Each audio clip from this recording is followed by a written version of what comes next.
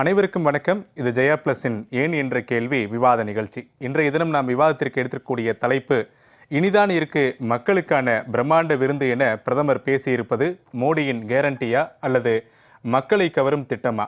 இந்த தலைப்பின் கீழ்தான் அடுத்த 1 மணி நேரங்கள் நாம் விவாதத்தை நகர்த்த இருக்கிறோம். மக்களவை தேர்தல் களம் சூடுபிடிக்க தொடங்கி இருக்கிறது. நாடெங்கும் பிரச்சார களங்கள் தீவிரமடைந்திருக்கிறது. அரசியல் கட்சிகளின் முன்னணி தலைவர்கள் தங்களுடைய பிரச்சாரங்களை தீவிரப்படுத்தி இருக்கிறார்கள். இந்த நேரத்தில் தேர்தல் நேரத்தில் தலைப்புகளுக்கு பஞ்சமில்லை என்பது போலதான் ஒவ்வொரு நாளும் அரசியல் கட்சிகளுடைய தலைவர்கள் தொடர்ந்து பல்வேறு கருத்துக்களையும் முன்வைத்து வருகிறார்கள். சமீபத்தில் பிரதமர் நரேந்திர மோடி ராஜஸ்தான் மாநிலத்தில் நடைபெற்ற ஒரு பரப்புரை கூட்டத்தில் ஒரு உணவகத்திற்கு செல்லும் போது அங்கு எப்படி உணவை அதிகம் உட்கொள்ள வேண்டும் என்பதற்காக சூப் கொடுப்பார்களோ அதே போலதான் கடந்த 10 ஆண்டுகளாக பாஜக செய்திருக்கிறது. அடுத்து வரக்கூடிய ஆண்டுகள் தான் மக்களுக்கு பாஜக விருந்தளிக்கப் போகிறது என்று தன்னுடைய அடுத்த 5 ஆண்டு கால ஆட்சி காலத்தை குறிப்பிட்டு பிரதமர் பேசியிருக்கிறார். இது எதிர்க்கட்சிகளிடையே கடும் விமர்சனத்திற்கு ஆளாகி இருக்கக்கூடிய நிலையில் பிரதமர் பேசியதில் என்ன தவறு இருக்கிறது என்று பாஜகவை சார்ந்த முன்னணி நிர்வாகிகளும் கருத்து கோரி வருகிறார்கள். இது குறித்து தான் நாம் விவாதத்தை நகர்த்த இருக்கிறோம். விவாதத்திற்கு வந்திருக்கக்கூடிய விருந்தினர்களை முதலில் வரவேற்று விடலாம். மதிமுக செய்தி தொடர்பாளர் காரை செல்வராஜ் மற்றும் காங்கிரஸ் கட்சியினுடைய செய்தி தொடர்பாளர் இனியன் ராபர்ட், உங்கள் இருவரையும் நிகழ்ச்சிக்கு வரவேற்கிறேன். அரசியல் விமர்சகர்கள் ரமேஷ் சேதுராமன் மற்றும் ரவிச்சந்திரன், உங்கள் இருவரையும் நான் நிகழ்ச்சிக்கு வரவேற்கிறேன். ரமேஷ் சேதுராமன் சார், உங்ககிட்ட இருந்தே போகலான்னு பார்க்குறேன். மக்களவை தேர்தல் பிரச்சாரம் ஒரு பக்கம் ரொம்ப தீவிரமாக இருக்குது. இன்னும் கிட்டத்தட்ட ஒரு 13 நாட்கள் தான் தமிழகத்தில் கூட வாக்குப்பதிவு இருக்குது. பிரதமர் உள்ளிட்ட முக்கியஸ்தர்கள் நாடு முழுவதும் சென்று தங்களுடைய பிரச்சாரங்களை எல்லாம் தீவிரப்படுத்துகிறாங்க.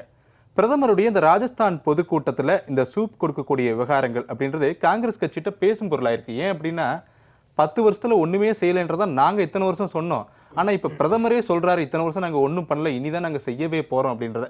காங்கிரஸ் கட்சியுடைய விமர்சனத்தையும் பிரதமருடைய பேச்சையும் எப்படி பார்க்குறீங்க? முதற்கட்ட பார்வை.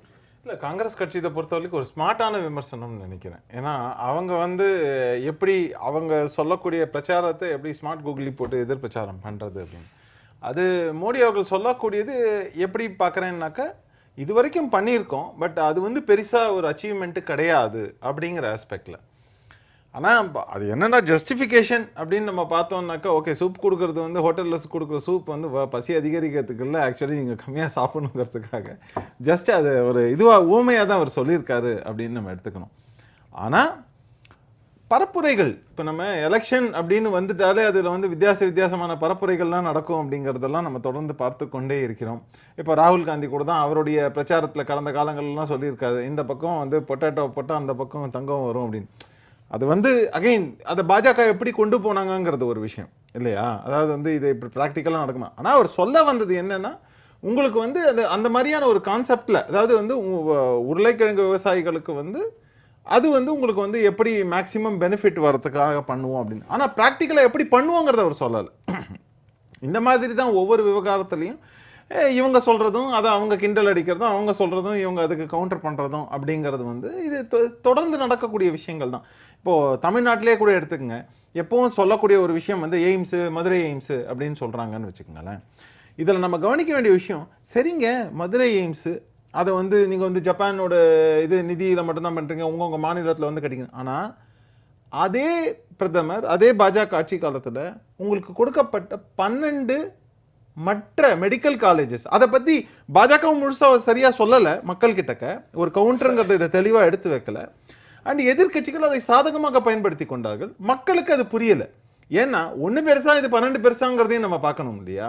ஆனால் எய்ம்ஸுக்கு என்னன்னா கிளாஸஸ் நடந்துட்டு இருக்கு, அதெல்லாம் நடந்துட்டு இருக்கு. ஆனால் எய்ம்ஸ்ன்னு நம்ம பார்க்கறது ஒரு மெடிக்கல் காலேஜ்னு பார்க்கல, நம்ம ஒரு ட்ரீட்மெண்ட்டுக்கான ஒரு பாயிண்ட்டாக பார்க்குறோம். ரிசர்ச் சென்டர், ட்ரீட்மெண்ட்டுக்கான ஒரு பாயிண்ட்டு, இன்னொரு ஹாஸ்பிட்டல் சுருக்கமாக சொல்லணும்னா அப்படி பார்க்குறோம்.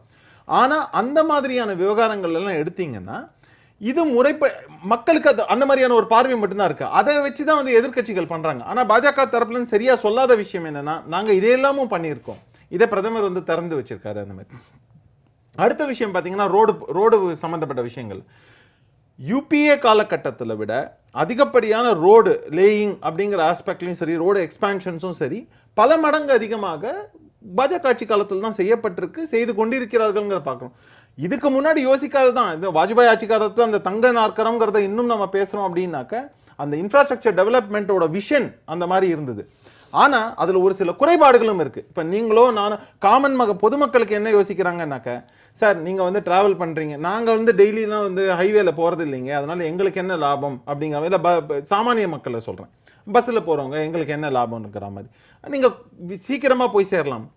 இன்னொரு பக்கம் மக்கள் கிட்ட காரில் போகிறவங்களோ இவங்களோ சொல்லக்கூடிய குறைபாடு என்னென்னா, நீங்கள் ரோடே போட்டு முடிக்கல, இன்னும் டோலை வாங்கிட்டு இருக்கீங்க. இப்போ கூட வந்து நிறுத்தி வச்சுருக்காங்க பார்த்தீங்கன்னாக்கா, டோல் இதில் வந்து டோலுக்கு உயர்வு வந்து பண்ணிவிட்டு அப்புறமா இது வந்து இப்போ சதிக்கு எலெக்ஷன் வரைக்கும் பண்ண வேண்டாம் அப்படின்னு சொல்லியிருக்காங்க. இது அன்ஜஸ்டிஃபையபிளாக இருக்குது. அதனால தான் வந்து நிதின் கட்கரி அவர்கள் உடனே வந்து ஸ்மார்ட்டாக அவர் ஆரம்பம் தொட்டே அந்த ஒரு விஷன் இருக்குது. அதனால தான் என்ன பண்ணார்னா, இனிமேல் நீங்கள் பயணிக்கிறீங்களோ பயணிக்கலையோ அதுக்கான மொத்த அந்த ஃபுல் ஸ்ட்ரெச்சுக்கும் கொடுக்க வேணாம். ஜிபிஎஸ் பேஸ்டுனாக்கா நீங்கள் எவ்வளவு அந்த தூரத்தை வந்து அந்த ஹைவேல யூஸ் பண்ணியிருக்கீங்களோ அதுக்கான பணம் மட்டும் பே பண்ணால் போதும். இந்த மாதிரியாக பல விஷயங்கள் இருக்குது. அதான் சொல்கிறேனே, நம்ம சீர்தூக்கி பார்க்கணுன்னா ரெண்டு தரப்பையும் பார்க்கணும். இதை மாதிரி ஏன்னா வந்து முதல் டேர்மில் வந்து நிதின் கட்கரி சொன்ன ஒரு ப்ராமிஸ் என்ன அப்படின்னு பார்த்தீங்கன்னாக்கா, நாங்கள் டோல்ஸ் எல்லாம் ரிமூவ் பண்ணிடுவோம். இல்லை, அந்த தமிழ்நாட்டில் வந்து ஒரே ஒரு ரொம்ப லோவஸ்ட் டிராஃபிக் இருக்கக்கூடிய டோல் தான் ரிமூவ் பண்ணாங்க. பட் ஆனால் அவருடைய ஸ்டேட் இருக்கு சொல்லக்கூடிய மகாராஷ்டிராவில் வந்து குஜராத்லையும் பல டோல்களை வந்து ரிமூவ் பண்ணாங்க அப்படிங்கிறதெல்லாம் பார்க்கணும். ரமேஷ் சீதாராம் சார், ஒரு பக்கம் இந்த திட்டங்கள் இருந்தாலும் கூட பிரதமர் வந்து ராஜஸ்தானில் இதே பேச்சு. உத்தரப்பிரதேசத்தில் சமீபத்தில் நடைபெற்ற இன்னொரு பொதுக்கூட்டத்தில் பிரதமர் என்ன சொல்கிறாரு, இது வெறும் ட்ரெய்லர் தான், 10 வருஷம் இனி வரப்போகிறது தான் மெயின் பிக்சர் அப்படின்றாரு. ஆனால் ஒரு படத்துடைய ஒரு சுருக்கம் தானே ட்ரெய்லரு. அப்போ கடந்த 10 ஆண்டுகளில் செய்திருப்பதை தானே சொல்ல வேண்டும், அதானே ஒரு சுருக்கமும் கூட. ஆனால் பிரதமர் அதை சொல்லாமல், நாங்கள் இதெல்லாம் செஞ்சுருக்கோம் அப்படின்றத சொல்லாமல் தவிர்த்து இனி வரப்போகிறத பார்த்து நீங்கள் எனக்கு வாக்களிங்கன்னு கேட்குறாங்களா? இந்த யுக்தியை தான் காங்கிரஸ் விமர்சிக்குதுன்ற. இது தவறான அப்ரோச்னு நான் சொல்லுவேன். காரணம் என்னன்னாக்கா, நிச்சயமாக நிறைய பண்ணியிருக்காங்க. இப்போ டாய்லெட் விஷயமா இருக்கட்டும், ரூரல் எலக்ட்ரிஃபிகேஷன், அதெல்லாம் கூட என்ன சொல்லுவாங்க, இப்போ வந்து உங்களுக்கு ஜல்ஜீவன் திட்டம் இதன்படி உங்களுக்கு வந்து கிராமத்துக்கு வந்து நீர் இது வசதி கொடுக்குறோன்னா, நீங்கள் கொண்டு வந்து என்னோட கிச்சன் வரைக்கும் டேப்பு போட்டால் தான் நாங்கள் ஒத்துப்போம் அப்படின்னு வந்து சொல்ல முடியாது. அட்லீஸ்ட் உங்களுக்கு அங்கே வந்திருக்கு, அதில் வந்து அதை ஃபர்தராக வந்து இந்த வீடுகளுக்கு கொண்டு போய் சேர்க்க வேண்டியது மாநில அரசுடைய பொறுப்பு. அதே மாதிரி டாய்லெட் கட்டித்தரோம் அப்படின்னு சொன்னாக்க அதை முறைப்படியாக எப்படி செய்யணுங்கிறதுக்கு அது வழிவகுத்து அதுக்கான பணத்தை கொடுக்கறதுங்கிறது மத்திய அரசு கொடுப்பாங்க. அதன் ஆக்சுவலாக வந்து கிரவுண்ட் லெவலில் அதை பண்ண வேண்டியதுக்கு அங்கங்கே இருக்கக்கூடிய லோக்கல் ரெப்ரசன்டேட்டிவோட பொறுப்பு அப்படிங்கிறது இருக்குது. மூணாவது விஷயம், இப்போ நீங்களே ஃபர்ஸ்ட் டைம் வீடு வாங்குறீங்க அப்படின்னாக்க, ஆவாஸ் யோஜனா அப்படின்னு சொல்லிட்டு அது 2 lakhs உங்களுக்கு கொடுக்குறாங்க இல்லையா, 2 lakhs உங்களுக்கு சப்சிடிங்கிறது கொடுக்கு. இதெல்லாம் வாங்காமல் இருக்கா? அதே மாதிரி நீங்கள் வந்து இது சொல்கிறோம், அது பேர் என்ன, ஹெல்த் பெனிஃபிட்ஸ், ஆயுஷ், அதே மாதிரி வந்து ஆயுஷ்மான் பாரத் இப்படின்னு சொல்கிறோம். இப்போ நீங்கள் ஒரு உதாரணத்துக்கு ஃபார்மசியை எடுத்துக்கங்க.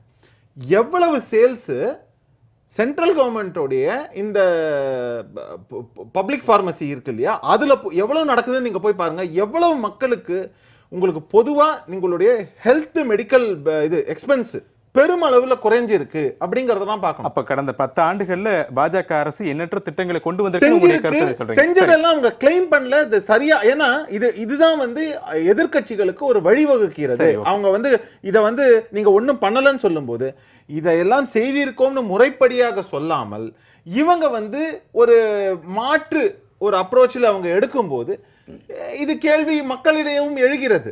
அதை அவங்க சரியா கொண்டு போகலங்கிறது தான் பிரச்சனை. இனியன் ராபர்ட் சார், ஒரு பக்கம் காங்கிரஸ் கட்சியினுடைய குற்றச்சாட்டு, இன்னொரு பக்கம் நாங்கள் ஏற்கனவே நிறைய செஞ்சிருக்கோம், பிரதமர் ஏதோ ஒரு இடத்துல பேசியிருக்காரு, ஆனால் நாங்களுடைய திட்டங்களையும் பிரதமர் பேசிட்டு தானே இருக்கிறாங்க அப்படின்றது பாஜகவுடைய கூட்டணி கட்சிகள் பாஜக வைக்கக்கூடிய கருத்தா இருக்கு.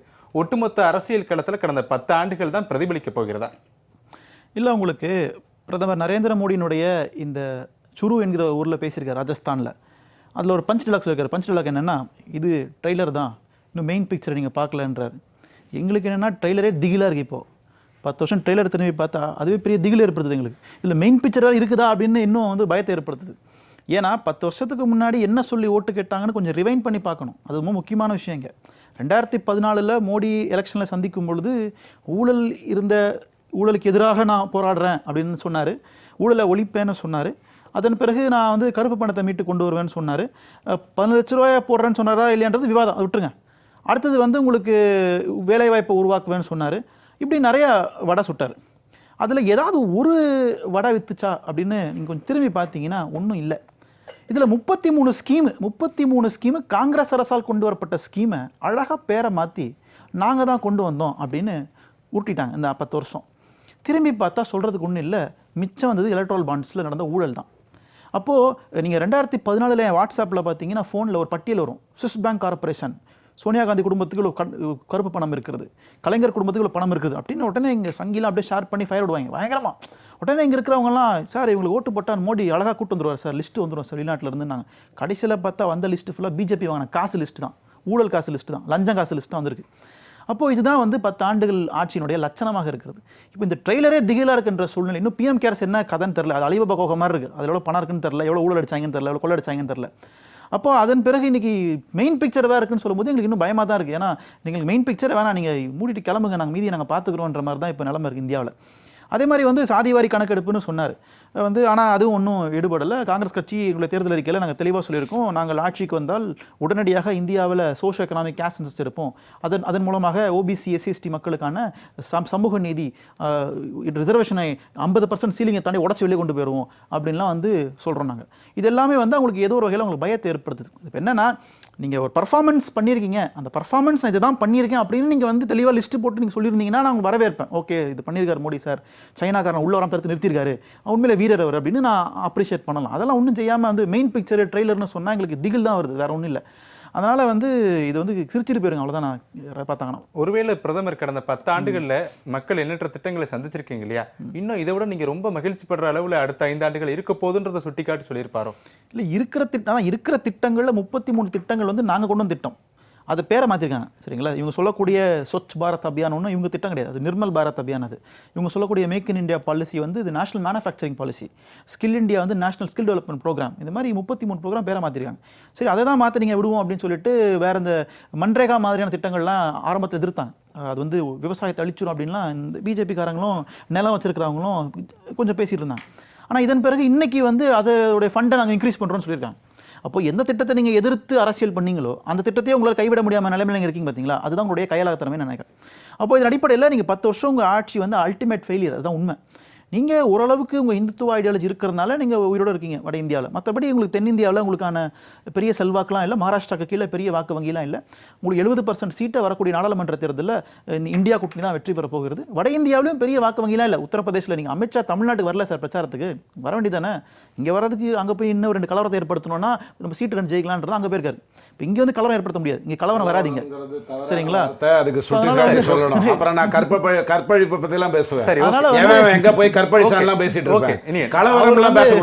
அவர் வந்து இங்க சரி கலவரம் வேண்டாம் வந்து என்ன சொல்றாங்க, 20% நாங்க 80% அவங்க, அந்த மாதிரியான ஒரு கௌரவமான வார்த்தைகளை பயன்படுத்திக்கிறேன் நான் சரிங்களா. அந்த மாதிரி 20% நாங்க 80% அந்த மாதிரி பிரிச்சு இங்க பேசினா இங்க ஒன்றும் மதிக்க மாட்டான். யூபியில் ஓட்டு வரலாம், அதனால அங்க போயிட்டு ஏதாவது சொல்லி பார்ப்போமா. பிரதமர் சொல்றாரு, காங்கிரஸ் கட்சிக்கு தேர்தல் யுக்திகளும் கிடையாது, வியூகங்களும் கிடையாது. காங்கிரஸ் கட்சிக்கு ஒன்னே ஒண்ணுதான், நாங்க வெற்றி பெறக்கூடாது. அதாவது காங்கிரஸ் கட்சி சொல்றாங்க, காங்கிரஸ் கட்சி நாங்களும் வெற்றி பெறக்கூடாது, அதே நேரத்தில் பாஜக 400 சீட்டை தாண்டி இருக்கக்கூடாது. இதுல ரொம்ப உறுதியா இருக்கிறாங்க காங்கிரஸ், மக்கள் புரிஞ்சுக்கணும்னு பிரதமர் சொல்றாரு. நிச்சயமா நாங்கள் அதுல மாற்று கருத்து இல்லை, நாங்கள் ரொம்ப உறுதியா இருக்கோம். எங்களுடைய ஒரே நோக்கம், இந்தியா கூட்டணியில் இருக்கக்கூடிய எல்லா ஜனநாயக சக்திகள் ஒரே நோக்கம் என்னன்னா, மறுபடியும் பிஜேபி வரக்கூடாது, மோடி வரக்கூடாதுன்றதான் எங்களுடைய ஒரே நோக்கம். அதுல எந்த சந்தேகமும் இல்லை, தெளிவாக இருக்கணும் நாங்கள். சரி, okay. Ravichandran sir, Iniyan Robert சொல்றது மாதிரி கடந்த 10 ஆண்டுகளில் நீங்க செஞ்சிருக்கக்கூடிய விஷயங்களை பார்த்தாலே எங்களுக்கு பயமா இருக்கு. இதுல மெயின் பிக்சர்னா இன்னும் எங்களுக்கு ரொம்ப பயமா இருக்குன்றார். திருடனுக்கு தேல் கொட்டினா கொஞ்சம் பயமாக தான் இருக்கும் தேலை பார்த்தா. ஆனால் நான் அப்படி போகல. 70 ஆண்டு காலமாக இந்தியாவில் என்னென்னலாம் செஞ்சுருக்கணுமோ அதை சீர் செய்ய வேண்டிய அவசியம் முதல் 10 ஆண்டில் போச்சுங்கிறது தான் நான் எடுத்துப்பேன். அதாவது முதல்ல படிகளை அமைக்க வேண்டியதாக இருந்தது, மேடைகளை அமைக்க வேண்டியதாக இருந்தது. இப்போ ஏன் 400ன்னு பேசுகிறாங்க அப்படின்னு சொன்னால், ஒரு அசுர பலம் இருந்தால் தான் பார்ட்டி வந்து நிற்கும் அப்படிங்கிறதுக்காகவோ, அல்லது 400ன்னு சொன்னால் 272 கிடச்சிரும் அப்படிங்கிறதுக்காகவோ இல்லை. இனிமேலன்ட்டு எடுக்க போகிற முடிவில் எல்லாமே 2/3 மெஜாரிட்டி வேணும். 543 சீட்டு இங்கே, 238 லோக்சபான்னா இன்றைக்கி இருக்கிறதுல வந்து 2/3 வேணும் அப்படின்னு சொன்னால், லோக்சபாவில் இருக்கிற சீட்டை தவிர, ராஜ்யசபாவில் இருக்கிற சீட்டை தவிர 400 சீட்டு வந்ததுனா தான் 2/3 மெஜாரிட்டி வரும். 2/3 மெஜாரிட்டி வந்தால் நான் என்ன பண்ணணும்னு நினைக்கிறேனோ, அதாவது இப்போ வந்து நீர் கொடுத்தாச்சு, ரோடு தெளிவாக கொண்டு வந்தாச்சு, கேஸுங்கிறத வந்து கொண்டு போயாச்சு. சும்மா நான் கேஸ் பைப் வச்சு கொடுக்குறேன் அப்படின்னு கதை விட்டுட்டு தப்பிச்சு ஓடுற கதையெல்லாம் கிடையாது. பிஜிலி சடக் பாணின்னு அவங்க சொல்லுவாங்க, அது எல்லாமே ஒழுங்காக பண்ணியாச்சு ஓரளவுக்கு. 85லேருந்து 90% வரைக்கும். 70 ஆண்டு காலமாக காங்கிரஸ் என்ன பண்ணியிருந்துருக்கணுமோ அதை பண்ணாத நிலையில் அதை பண்ணாங்க. இப்போ வந்து இந்தியாவுடைய நிலைமை உலக அளவில் எங்கே இருக்குங்கிறது எல்லாருக்கும் தெரியும். இந்த சைனா பூதத்தை கொடுக்க வேண்டாம். ஏன்னா திராவிட கட்சிகளுக்கும் காங்கிரஸுக்கும் ஒரு பழக்கம் உண்டு. இல்லாத ஒன்றை முன்னெல்லாம் ஒத்த கண்ணை வருவான்னு பயமுறுத்துவாங்க, இப்போல்லாம் ரெட்டை கண்ணை வரான்னு பயமுறுத்துறாங்க. அந்த அளவுக்கு பித்தி தலைக்கேறிடுச்சு. சைனா வந்து அருணாச்சல பிரதேசில் கை வச்சிருந்தால் அங்கே வந்து ஒரு அசம்பிளியில் அவ்வளோ அழகாக ஜெயிச்சுட்டு ஒரு 10 பேர் அப்படின்ற அளவில் கொண்டு வர முடியுமாங்க? ஏன்னா அங்கே இருக்கிற மக்கள் தானே, ஒன்றும் மாக்கள் இல்லையே, அவனுக்கு தெரியுமில்ல. இப்போ அதுக்கு அடுத்தது என்ன அப்படின்னு சொன்னால், நீங்கள் வந்து ஒரு கோவிட்டில் எப்படி 2 இன்ஜெக்ஷன் போட்டால் உங்களுக்கு நார்மல் ஆகிடுச்சு, இப்போ பூஸ்டர் போடணுங்கிற பொசிஷன் வந்திருக்கோ அதை தான் அவர் சொல்லியிருக்காரு, வேறு எதுவுமே கிடையாது. 33 திட்டத்தினுடைய பெயரெல்லாம் மாற்றிட்டாங்க. எது மாற்றினாங்க? நீட்டு நீங்கள் தான் கொண்டு வந்தீங்க, நாங்கள் அதே நீட்டை தான் வச்சுருக்கோம், ஒன்றும் மாற்றலை.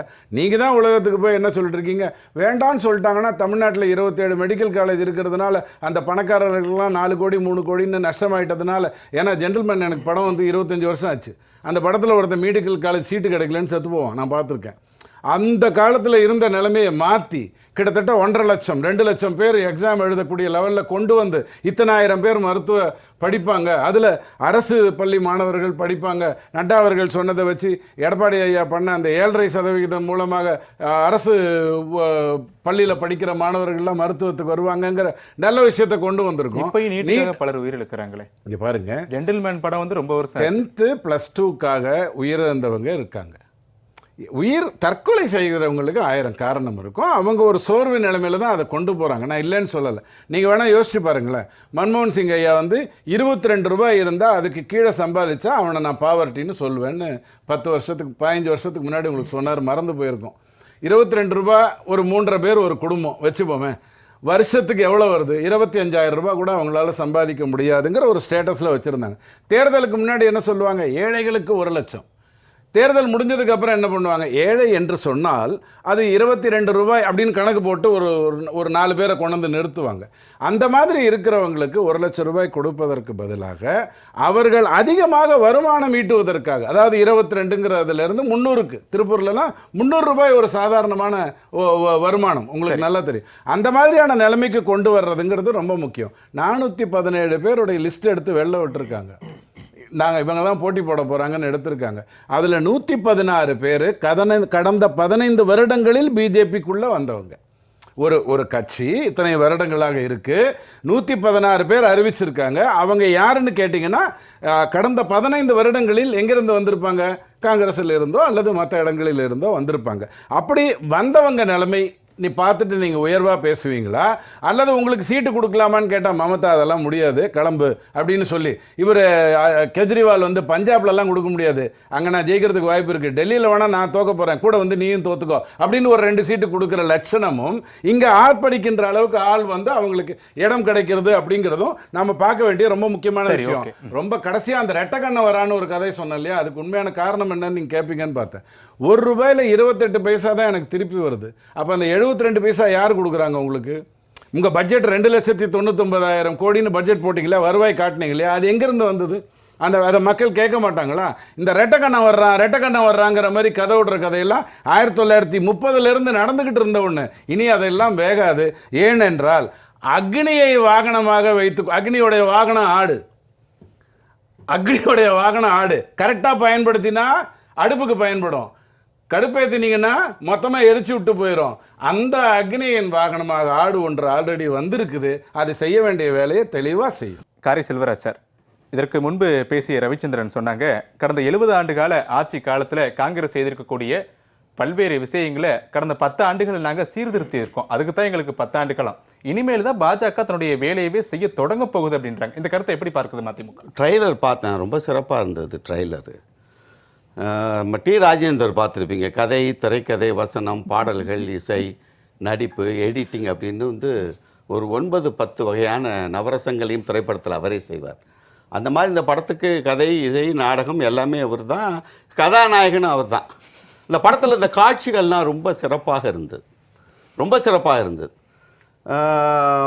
பெண்களுக்கு எதிரான வன்முறையை நாங்கள் எவ்வளோ குறைச்சிருக்கோம் பாருங்கள்.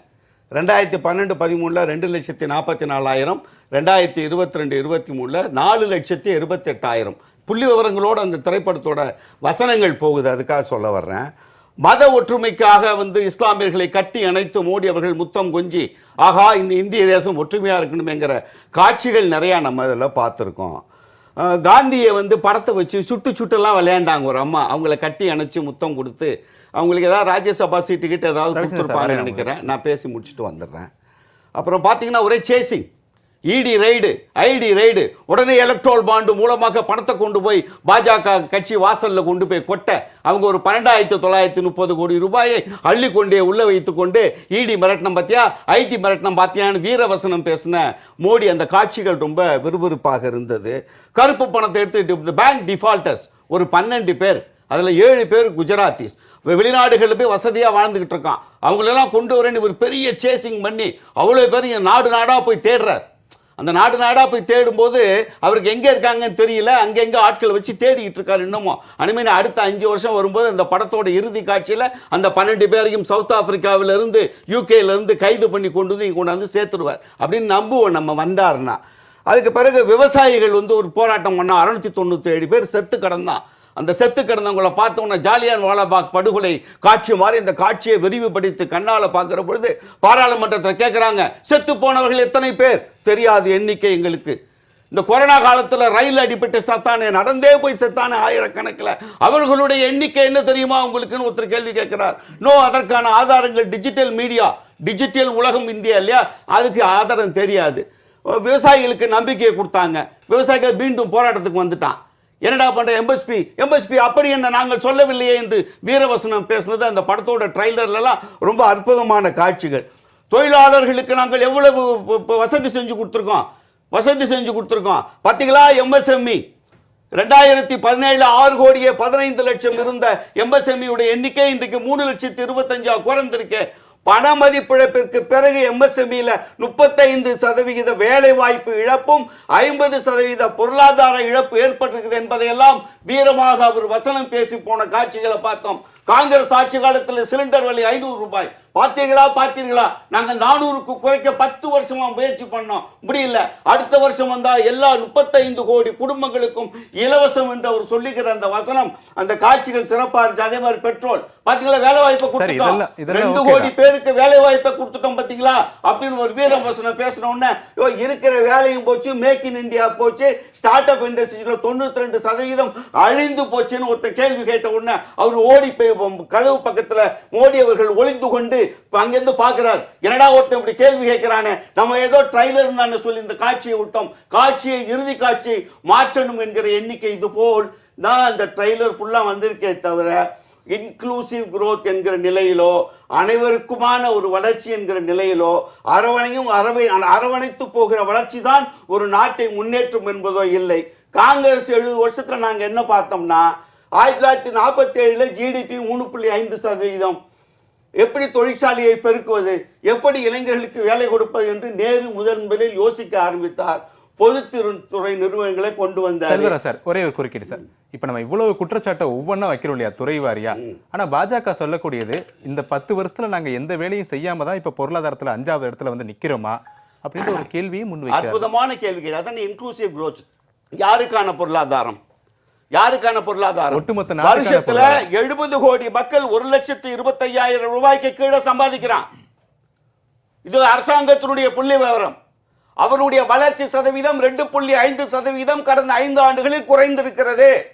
உலக பெரும்பணக்காரர்கள் 163 பேர் இருந்தவர்கள் இன்றைக்கு 220 பேர் இவர்களுடைய கார்ப்பரேட் ஆட்சியில்.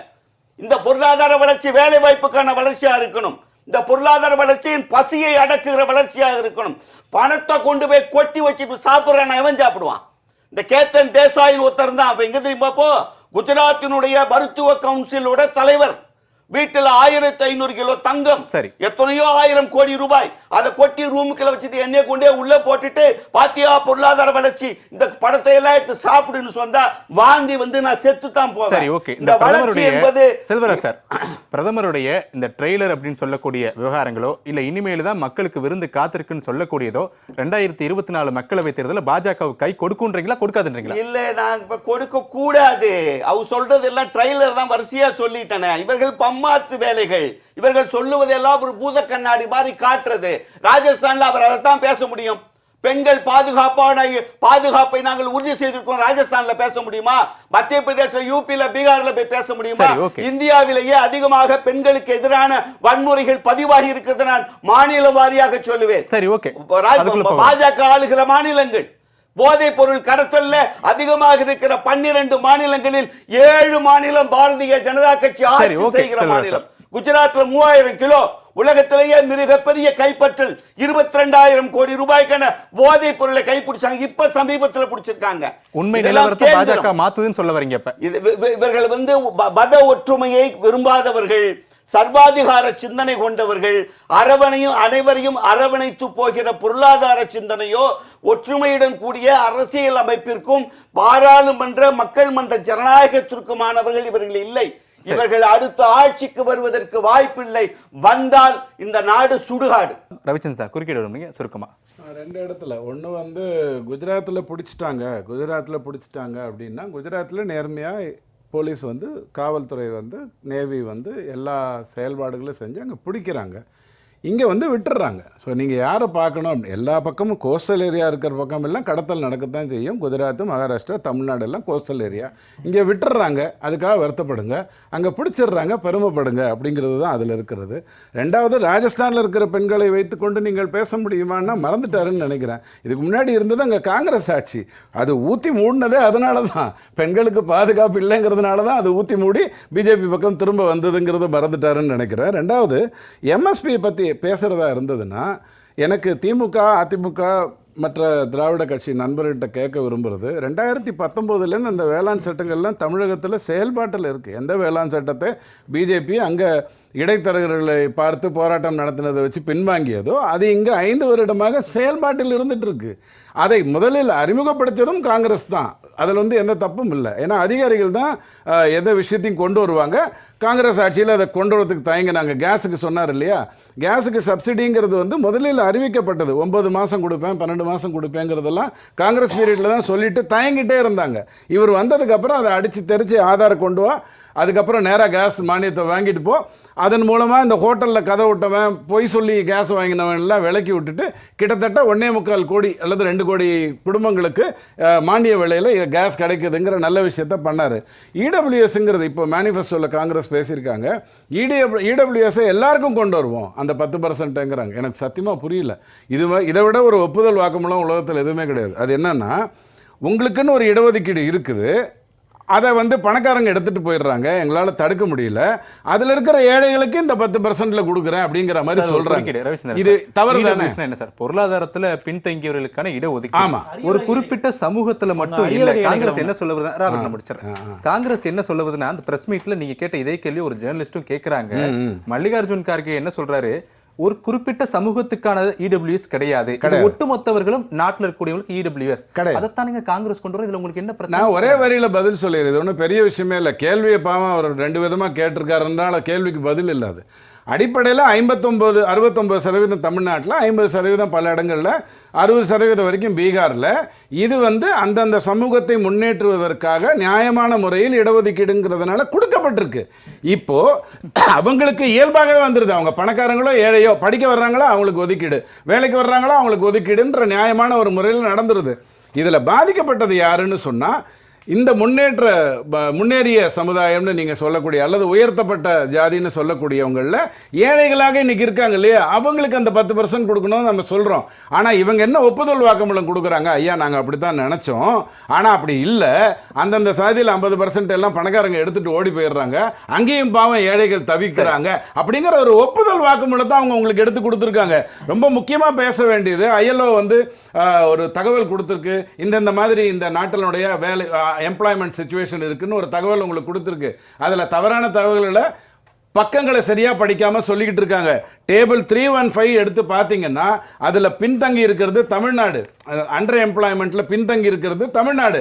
9வது இடத்துல 2012 இருந்ததுலேருந்து இன்றைக்கி 7வது இடத்துக்கு வந்திருக்கு இந்த 10 வருஷத்தில் தமிழ்நாடு. ஆனால் 52% அவர் சொன்னார் இல்லையா, பக்கோடா வைக்கிறவங்க, அந்த இது பண்ணுறவங்க, அந்த கதையெல்லாம், இந்த ஸ்டார்ட் அப் அந்த கதையெல்லாம் 52லேருந்து இப்போ 55% உயர்ந்திருக்கு. இந்த 52ங்கிறது 25 வருடங்களாக இருந்த நிலைமை. அது இந்த 10 ஆண்டுகளில், குறிப்பாக 4 ஆண்டுகளில் 55% வந்திருக்கு. ஆனால் விவசாயத்தில் 27% அப்படியே தான் இருக்கு. ஆக சம்பளத்துக்கு வேலைக்கு போறாங்க இல்லையா, அவங்க குறைஞ்சு ஸ்டார்ட் அப்ல வர்றாங்க இல்லையா, அவங்களுக்கு இது அதிகமா இருக்கு. ஆனால் இந்த 400 சீட்டு ஏன் வேணும்னு சொல்றேன் தெரியுமா? கடைசியா 2 வரியில முடிச்சிடுறேன். 400 சீட்டு ஏன் வேணும்னு சொல்றேன் தெரியுமா? இன்னும் இந்தியாவில் அண்டர் எம்ப்ளாய்மெண்ட்னு ஒன்று இருக்கு. அந்த அண்டர் எம்ப்ளாய்மெண்ட்டை சரி பண்றதுக்கு நிறைய மாற்றங்களை கொண்டு வரணும். அப்படிங்கிற அன்எம்ப்ளாய்மெண்ட் வேற, அண்டர் எம்ப்ளாய்மெண்ட் வேற, உங்களுக்கு நல்லா தெரியும். அதை கொண்டு வந்து விட்டால் அப்படின்னு சொன்னா இந்த ப்ராப்ளம் வந்து பெரிய அளவில் சால்வ் ஆயிடும் அப்படிங்கிறது தான். ஓகே ரவிச்சந்திரன் சார், ஓகே, சுருக்கம் ஒரே ஒரு வரி சொல்லட்டுமா? சுருக்கமா? 1,00,00,000 பேர் குடும்பங்களுக்கு 1000 ரூபாய் மாதம் கொடுக்குறோம். ஏன் கொடுக்குறோம்? அவங்களுடைய வருமானம் 2.5 லட்சத்துக்கு கம்மியாக இருக்கிறது. 1,15,00,000 இன்ட்டு 3.5 வச்சுக்கோங்க. ஒரு குடும்பம்னா 3.5 வைத்துக்கோங்க. கிட்டத்தட்ட ஒரு 4 கோடி பேர். தமிழர்கள் மொத்தம் எத்தனை? 8 கோடி. 2.5 லட்சத்துக்கும் கம்மியாக வருமானம் வர்றது எத்தனை? இவங்க சொல்ற கணக்குப்படி. அதில் நிறைய திமுக ஓட்டு போடுறவங்களாம் இருக்காங்க, அது வேற விஷயம். ஆனால் தகுதின்னு பார்த்தா அதில் 75 லட்சம் தான் வரணும். ஆனால் இவங்க 1,15,00,000 கொடுக்குறாங்க. ஆக இவர்களே கொடுக்கின்ற இன்னொரு உத்தரவாதம், ஒப்புதல் வாக்குமூலம் என்னன்னா, ஐயா இத்தனை வருடங்களாக ஆட்சி செய்து 41% பேரை தமிழகத்தில் 2.5 லட்சம் கூட வருமானம் வர முடியாத நிலைமையில் வைத்து அவர்களுக்கு 1000 ரூபாய் நாங்கள் கொடுத்து கொண்டிருக்கிறோம். ரமேஷ் சீதாராமன் சார், ஒட்டுமொத்த அரசியல் களத்தில் நம்ம பார்க்கும்போது பிரச்சாரங்கள்ல ஒரு பக்கம் பிரதமர் நரேந்திர மோடி போன்ற விவிஐபி பேச்சாளர்கள்லாம் இது போன்ற கருத்துக்களை தெரிவிக்கிறாங்க. இன்னொரு பக்கம் ஒவ்வொரு அரசியல் கட்சிகளுமே தங்களுக்கான தேர்தல் வாக்குறுதிகளை வெளியிடுறாங்க. ரெண்டுல எது கிட்டத்தட்ட மக்கள்கிட்ட நேரடியாக சென்றடையும், ரொம்ப வேகமாக சென்றிருந்து வாக்குகளை மாறுறதுக்கான வாய்ப்பு இருக்கு? இப்போல்லாம் முன்னாடி மாதிரிலாம் கிடையாதுங்க. மக்கள்லாம் ரொம்ப புத்திசாலி. ஓகேயா, நீங்கள் வந்து சும்மா போகிற போக்கில் சொல்லிட்டு போகிறதுன்றதெல்லாம் முடியாது. இப்போது திமுக அவங்க வந்து கடந்த முறை இதில் சொல்லும்போது சொன்னாங்க பார்த்தீங்களா, நாங்கள் ஆட்சிக்கு வந்துட்டோன்னா என்னென்னலாம் சொன்னாங்க, நீங்கள் கடன் வாங்குங்க, இதில் வந்து கடன் வாங்குங்க, பார்த்துக்கலாம், தள்ளுபடி பண்ணிடலாம்னு சொன்னாங்க. கூட்டுறவு வங்கி கடன். அது எந்த பெரிய தாக்கத்தை ஏற்படுத்துச்சுன்னு பார்க்குறோம். 1000 ரூபா விவகாரம் இப்போ மக்கள் கிட்டக்க, பெண்கள் கிட்டக்க எந்த மாதிரியான ஒரு கோபத்தை ஏன்னா எல்லாருக்கும் கொடுப்போம்னு சொல்லிட்டு அப்புறமா வரும்போது வந்து தகுதி உள்ள அப்படின்னா அவங்க என்ன கோபப்படுறாங்க, அப்போ எங்களுக்கு தகுதி இல்லையா அப்படிங்கிற ஒரு கோபம் வருது. அந்த ஆஸ்பெக்டில் நம்ம பார்க்குறோம். ஸோ இது எல்லாமும் நம்ம வந்து கவனத்தில் எடுத்துக்கணும். அதனால் நீங்கள் ஒரு வாக்குறுதியை கொடுத்துட்டு அவ்வளோ சீக்கிரம் போக முடியுமான்னு, அதே மாதிரி ஒரு பக்கம் நம்ம கேட்குறோம் இப்போ 1000 ரூபா இது, இன்னொரு பக்கமும் சொல்கிறோம் வறுமையிலேருந்து எல்லாரையும் மீட்டுட்டோன்னு சொன்னால் ஃப்ரீ இலவச ரேஷன் எதுக்காக கொடுக்குறீங்க, அது நியாயமான விஷயமா, அப்போ இலவச ரேஷன் கொடுப்பது வந்து எந்த பேசிஸில் அப்படிங்கிற மாதிரிலாம்.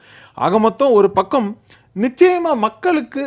அதே மாதிரி இன்னொரு முக்கியமான ஆஸ்பெக்ட் நம்ம பார்க்க வேண்டியது, காங்கிரஸ் காலத்தில் வந்து 22 ரூபாய்க்கு குறைச்சிட்டு நம்ம வந்து வறுமை கோட்டு கீழே அப்படின்னு சொன்னோம். இன்றைக்கி வறுமை கோட்டு கீழேங்கிறது எந்த பெஞ்ச் மார்க்குங்கிறதும் இருக்குது. அதை எந்த அளவுக்கு ஏற்றிருக்காங்க, ரீடிஃபைன் பண்ணியிருக்காங்களா, இது எல்லாத்தையும் நம்ம பார்க்க வேண்டியிருக்கு. ஒவ்வொரு விவகாரத்துலையும் மாற்றி மாற்றி குற்றச்சாட்டுகள் தான் சொல்கிறேனே. எண்ட் ஆஃப் த டே யார் அதிகப்படியான வாக்குறுதிகளை அள்ளி வீசுகிறாங்கிறது தான். திமுகவோடது ஒரு உதாரணத்துக்கு சொல்கிறேன். சிலிண்டருக்கு 100 ரூபா குறைப்பேன்னு சொன்னாங்க. இன்னி வரைக்கும் எத்தனை வருஷம் ஆகுது ஆட்சிக்கு வந்து, இன்னி வரைக்கும் 1 ரூபா குறைச்சிருக்காங்களாங்கிற ஒரு கேள்வி இருக்குது. அந்த மானியம் கொடுத்துருக்காங்களாங்கிறது. இப்போ 500 ரூபா கொடுக்குறேன்னு சொல்லுவாங்கன்னாங்க, எந்த பேசிஸில் கொடுப்பாங்க? 100 ரூபாயே உங்களால் கொடுக்க முடியல, 1 ரூபா குறைக்க முடியல, 500 ரூபா எப்படி கொடுப்பீங்கன்னு மக்கள் கேட்பாங்களா இல்லையா? கேட்குறாங்க. அடுத்த முக்கியமான விஷயம் வந்து, நீங்கள் சொல்கிறதுல இந்த மாதிரி வரிசையாக நம்ம பட்டியலிட்டு கொண்டே போனால், ஓகே 1 லட்ச ரூபா, 1 லட்ச ரூபா எந்த பேசிஸில் கொடுப்பீங்க? அப்போ ஒரு நாளைக்கு என்ன கணக்கு வருது?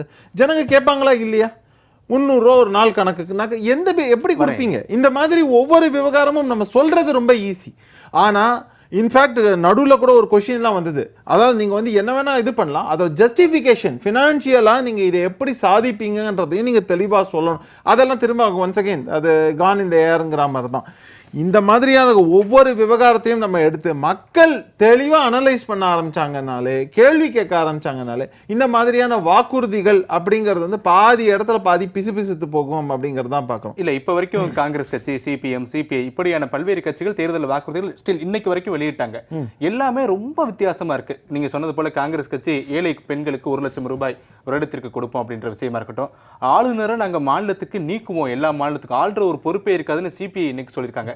இப்படியான விஷயங்கள் எல்லாம் இதெல்லாம் கவனிக்கணுமே ரொம்ப அப்படின்ற மாதிரி ஒரு விஷயங்களை போதல இதெல்லாம் மக்கள்கிட்ட எடுபடும் நினைக்கிறேன். இல்ல, முதல்ல டிஎம்கேயோட வாக்குறுதி என்னன்னு பார்த்தா எனக்கு வியப்பா இருக்கு. காரணம் என்னன்னா, இது சென்ட்ரல் கவர்மெண்ட் எடுக்கக்கூடிய திட்டங்கள் அப்படின்னு எல்லாம் சொல்றோம். கவர்னரை நீக்கிறதோ இந்த மாதிரியான விஷயங்கள் மாநில கட்சிகள்லாம் அவ்வளோ பண்ண முடியுமாங்கிற ஒரு கேள்வி இருக்கு. அதே மாதிரி ஃபாரின் பாலிசிஸ்ன்னு இருக்கு. நீங்க வந்து போற போக்குல என்ன வேணா சொல்லலாம், கச்சத்தீவை மீட்போம்னு சொல்லலாம், ஸ்ரீலங்காவை கூட இந்தியாவோட இணைப்போம்னு சொல்லலாம், இல்லைன்னா நாங்க வந்து வேற ஏதாவது பண்ண, எதை வேணா என்ன வேணா வாயில வந்ததை வந்து ஒரு இதுவா சொல்லிட்டு போறதுங்கிறது முக்கியம் இல்லை. அதுக்கு உங்களுக்கு ஸ்கோப் இருக்கா? இப்ப நான் சொல்றேனே, அதான் ஒரு ஜோக் ஒன்று சொல்லுவாங்க, எம்பி என்ன பண்ணுவீங்கன்னா அந்த ஒரு ஜோக் ஒன்று எல்லா இடத்துலையும் வாட்ஸ்அப்பில் போயிட்டு இருக்குல்ல, ரோடு போடுறது, எலக்ட்ரிசிட்டி, அது மாதிரி. அப்போ எம்எல்ஏ என்ன பண்ணுவாரு அப்படின்னா அந்த மாதிரி ஒரு சொல்ற மாதிரி இல்லை, ஒவ்வொருத்தருக்கும் ஒரு ஸ்கோப் இருக்கு. அதே மாதிரி தான் இங்கேயும் சென்ட்ரல் கவர்மெண்ட்டுக்குன்னு ஒரு ஸ்கோப் இருக்கு, அவங்களுக்குன்னு ஒரு தெளிவான ஒரு சார்ட்டர் இருக்கு.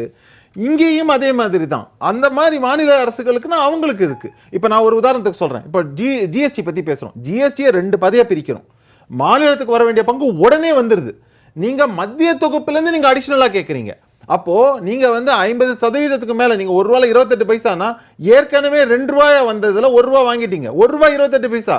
அப்ப மத்திய அரசு என்ன பண்ணுனாக்கா பாக்கி 72 பைசாவை வச்சு உங்களுக்கும் மற்ற நாட்டுல இருக்கக்கூடிய மொத்த இதுக்கான திட்டத்தையும் அவங்க பண்ணணுங்கிற மாதிரியான ஒரு நிலைமை இருக்கு இல்லையா? இதையெல்லாம் நம்ம பரிசீலனை பண்ணி தெளிவா நம்ம வந்து ஸ்லைஸ் அண்ட் டைஸ் பண்ணி பண்ணோம்னாக்க மக்களுக்கு புரியும். சரி, கொஞ்சம் கொஞ்சமா அதெல்லாம் வந்து அவங்களே வந்து பண்ண ஆரம்பிச்சிருக்காங்க, கேள்வி கேட்க ஆரம்பிச்சிருக்காங்க. நீங்க குறுக்கிட வருவீங்க, அந்த குறுக்கிடோடு சேர்த்து நான் ஒரே ஒரு கேள்வி.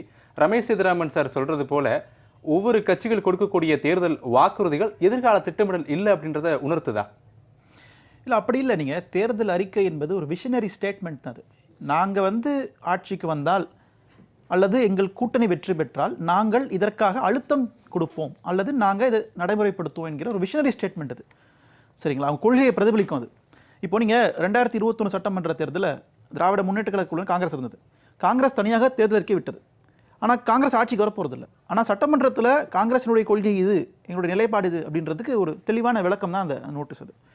ரெண்டாவது, நான் எதுக்கு குறுக்கிட விரும்புகிறேன் அப்படின்னா, இப்போ நீங்கள் இந்தியாவில் இருக்கக்கூடிய அரிய வகை ஏழைகளை எப்படி இவங்க இடபிள்யூஎஸில் சேர்த்தாங்களோ, அவங்களுக்கு வந்து எந்த தரவுகளும் இல்லாமல் அவங்களுக்கு இடஒதுக்கீடு 10% கொடுத்து ஒரு அரிய வகை ஜந்துக்களை வச்சுருக்கிறாங்களோ, அந்த மாதிரியான தரவுகள் இல்லாத ஒரு அறிக்கையை நாங்கள் வெளியிடலை. நாங்கள் இளைஞர்களுக்கு ஒரு வருடத்திற்கு ₹1,00,000 நாங்கள் அப்ரெண்டிஸ் முறைப்படி தரோன்னு சொல்லியிருக்கோம். இந்தியாவில் மகாலட்சுமி திட்டத்தின் அடிப்படையில் பெண்களுக்கு வருடத்துக்கு 1,00,000 தரணும் அப்படின்னு சொன்னால் அது ஆராய்ச்சிக்கு உட்பட்டது. ஏற்கனவே 2019 நியாய் திட்டம் கொண்டு வந்திருந்தோம். அந்த நியாய் திட்டத்தில் ஒரு குடும்பத்திற்கு ₹6,000 ப்ராமிஸ் பண்ணியிருந்தோம். ஆனால் துரதிருஷ்டவசமாக ஆட்சிக்கு வர முடியல. அப்போ ₹6,000 சோர்ஸ் ஆஃப் ரெவென்யூ என்னன்றதை தலைவர் ப. சிதம்பரம் அவர்கள் ஒரு ப்ரெஸ் கான்ஃபரன்ஸில் ரொம்ப தெளிவாக சொல்லியிருந்தார். ஒன்றிய அரசுக்கு வரக்கூடிய நிதி வருவாய் எங்கேருந்து வருது, அது எங்கெல்லாம் செலவிடப்படுகிறது, எங்கெல்லாம் தேவையில்லாமல் செலவிடப்படுகிறது, அந்த நிதி வருவாயில் நம்ம இந்த திட்டத்துக்கு நம்ம டைவர்ட் பண்ணி விட்டோம்னா அதன் மூலமாக இந்தியாவில் நம்ம இந்த பொருளாதாரத்தை மீட்டெடுக்க முடியும், ப்ரொடக்ஷன் இன்க்ரீஸ் பண்ண முடியும் அப்படின்றது தான் அந்த நியாய திட்டம் வந்த பொழுதே கொடுத்த டேட்டா. நாங்கள் அன்றைக்கு ₹6,000 சொல்லியிருந்தோம். இன்றைக்கு ஒரு வருஷத்துக்கு ₹1,00,000 ₹8,000 மாதத்துக்கு வருது. அப்போ நிச்சயமாக ஒரு பெண்ணுக்கு, அதாவது ஒரு ஏழை பெண்ணுக்கு நிச்சயமாக ₹8,000 கொடுக்கறதுக்கான மனசு எங்ககிட்ட இருக்கு. அந்த நல்ல மனசு எங்ககிட்ட இருக்கு. இங்க மனசு இருக்கா இல்லையன்றத இங்க விவாதம். இங்க பணம் இருக்கா இல்லையன்றது, மனசு இருந்தாலும் நிதி இருக்கா, அடிப்படையில் நல்ல மனசு இருக்கு. அந்த அடிப்படையில் நிதியை திரட்டிட முடியும். நீங்க கொடுக்கணும்னு நினைச்சீங்கன்னா கொடுக்கலாம்.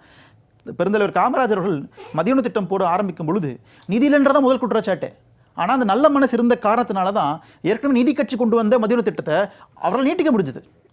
சரிங்களா? அதுதான் யதார்த்தமாக இருக்குது.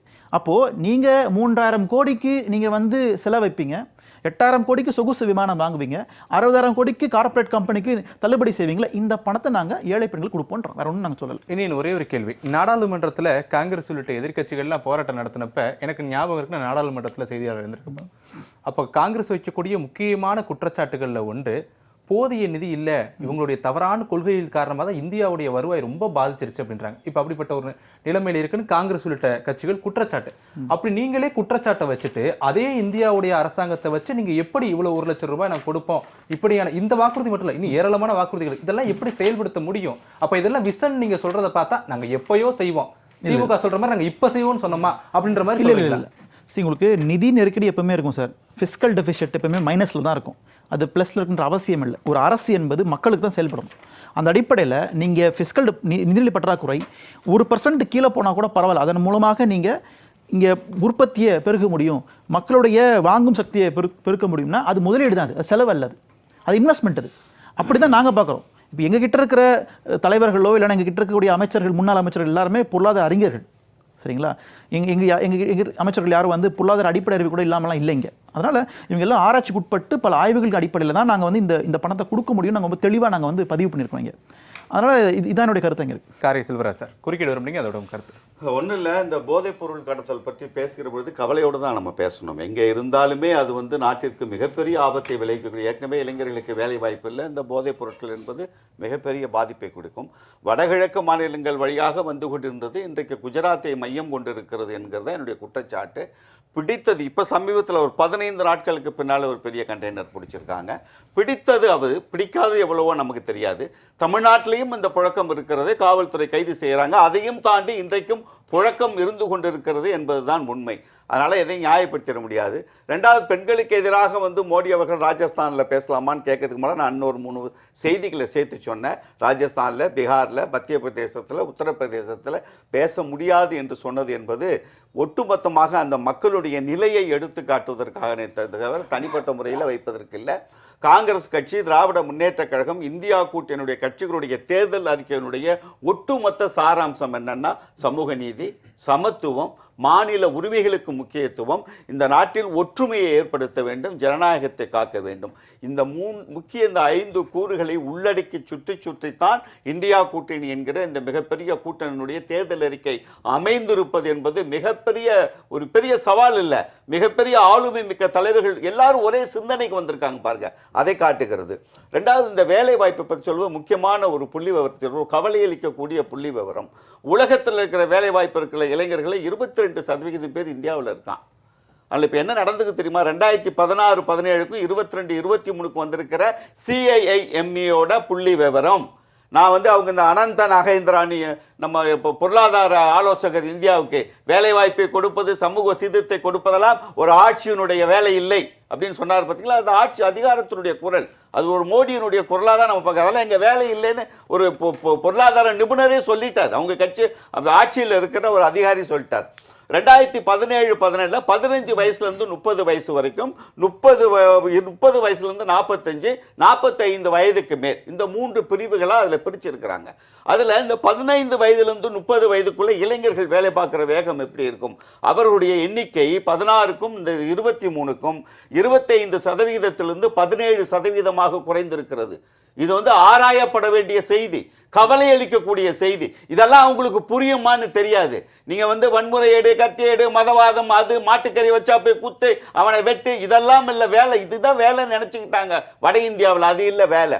30லேருந்து 45 வயதுக்குள்ளவர்களே 38% இருந்த அந்த வேலை 33% குறைந்திருக்கிறது.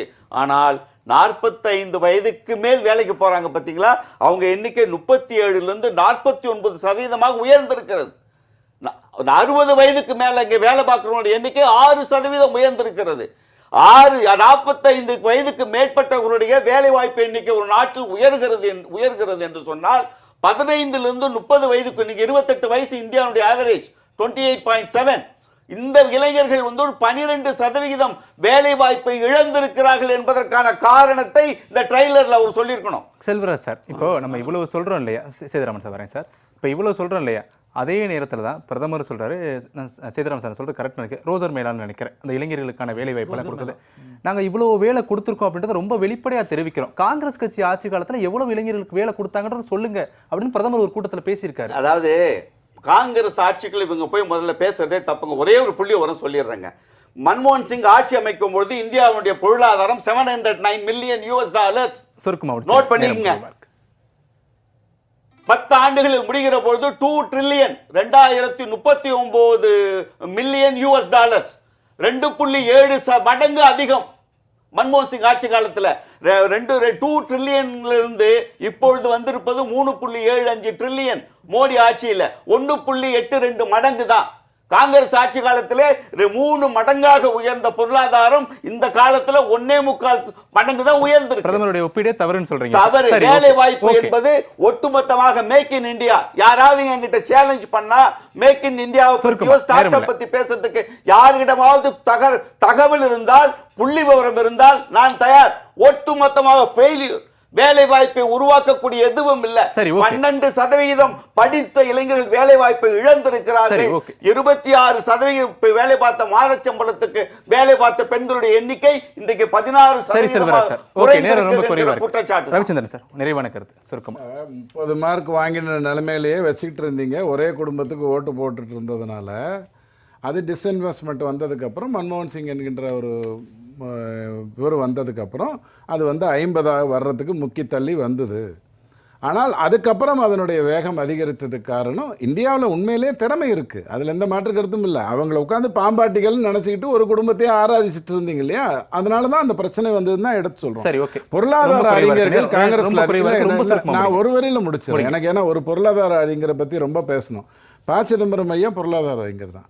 15 லட்ச ரூபாய் கொடுக்கலையான்னு அவர் கேட்குறாரு. இப்போ டிஆர் பாலு ஐயா கேட்டார்னா அது அரசியல். அவர் பாராளுமன்றத்தில் போய் இப்போ கூட கேட்டார், எங்க எல்லார்கிட்டையும் 15 லட்சம் கொடுத்துட்டீங்கன்னா நீங்கள் போய் நிலத்தை வாங்குவீங்க, நான் போய் கடனை அடைப்பேன், பணம் என்னாவும் புழக்கத்தில் வரும். அப்போ கத்திரிக்காயோடைய விலை அடுத்த 15 நாளில் கிலோ என்ன விலை விற்கும்? 1500 ரூபா இருக்கும். தங்கத்தினுடைய பவுன் விலை எவ்வளோ வரும்? இது ஒரு பொருளாதார நிபுணருக்கு தெரியாதா? 3ஆம் கிளாஸ் படித்த பொருளாதார நிபுணருக்கே தெரியுமே. 15 லட்சம் ரூபாய் எல்லாருக்கும் கொடுத்தால் விலைவாசி என்ன ஆகும் அப்படிங்கிறது தெரியுமே. ஸோ அந்த மாதிரி நிபுணர்கள்லாம் வச்சுக்கிட்டோம். ஒரே ஒரு கடைசி சின்ன கருத்து தான், காட்சி ஊடகங்களுடைய ரேட்டு 2014 என்ன, இன்னைக்கு 2024 என்னன்னு பார்த்தா அதுக்கும் பெட்ரோலுக்கும் சம்பந்தம் இல்லை, அதுக்கும் டீசலுக்கும் சம்பந்தம் இல்லை. பெட்ரோல் விலை கடந்த 2 வருஷமா ஏறல. இவங்களுடைய டிடிஹெச் ரேட் எவ்வளவுக்கு ஏத்தினாங்கன்னு பார்த்தாலே அதனுடைய லட்சணம் தெரியும். ஒரே ஒரு செகண்ட். நான் பெர்ஃபார்மிங் அசெட்ஸ் சொல்லுவாங்க, வெட்கப்படணும். 2014 2.5 லட்சம் கோடியாக இருந்த நான் பெர்ஃபார்மிங் அசெட்ஸ் இன்னைக்கு 7,20,000 கோடி. வெட்கப்பட வேண்டும்.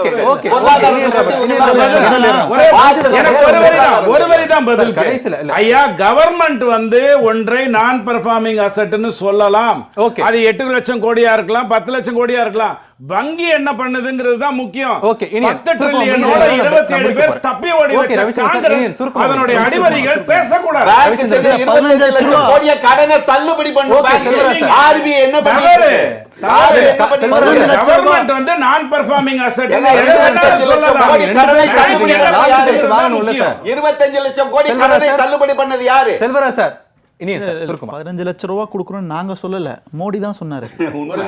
சொன்னாரு 15 லட்சம் ரூபா கொடுப்போம்னு நாங்களா சொன்னோம்? 2 ஏக்கர் நிலம் மாதிரி இதுல சொல்லல, நிதி அறிவிக்கையில சொல்லல. சொன்னது ஒரு மேடையில சொன்னாரு. ரெண்டாவது, உங்க பொருளாதார நிபுணர் கொடுத்தா என்ன ஆகும்? போதைப் பொருளை சரிங்களா பிடிப்பது காவல்துறையோட வேலை, போதைப் பொருளை தடுப்பது நார்காட்டிக்ஸ் பியூரோட வேலை. அது யார்கிட்ட கண்ட்ரோல் இருக்குன்னா ஒன்றிய அரசு கண்ட்ரோல் இருக்கு. உங்களுக்கு தடுக்க துப்பு இல்லாம நீங்க உள்ள விட்டுட்டு அதை பிடிச்சு தமிழ்நாடு போலீஸ் சரிங்களா